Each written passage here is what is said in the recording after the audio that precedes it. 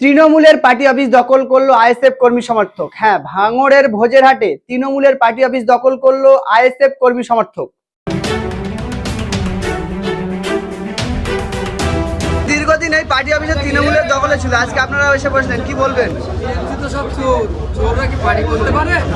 তো চুরি করা কাজ ছিল, চুরি করা হয়ে গেছে, সব মাল বাংলাদেশে চলে গেছে। এবার গাড়ি হয়ে সব এখানে চলে গেছে, ছেড়ে দিয়ে চলে গেছে।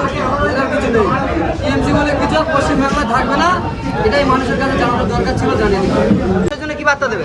মানুষের জন্য শান্তির বার্তা দেবো।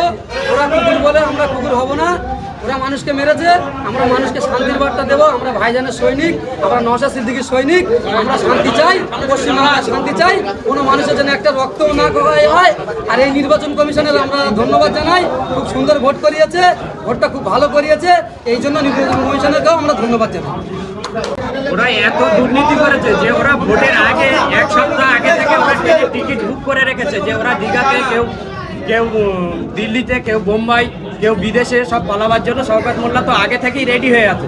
আর আমরা আগাম ওর জন্য কুকুরের বাচ্চা কিনে রেখেছি, যে ওর নামে কুকুর বুঝবো বলে আমরা কুকুরের বাচ্চা ওর নামে শওকত মোল্লার নাম ধরে কিনে রেখেছি। এই কি আমাদের একটু লেট হয়ে গেছে, দামটা একটু চড়া দামে কেনা হয়ে গেছে।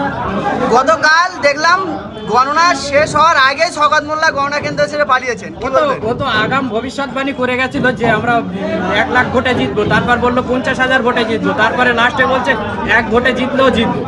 কিন্তু ও যে এখন গিয়ে দেখছে যে আইএসএফ এর খুবই একটা তাবড় ওখানে, তখন ওরা বুঝতে পারছে যে এখানে আমার আর কোনো জোয়ারি আর খাটবে না, কারণ ওরা দীর্ঘদিন পূর্ব ক্যানিংয়ে এইভাবে গায়ের জোরে ওরা সিটটা বারবার দখল করে নিয়েছে।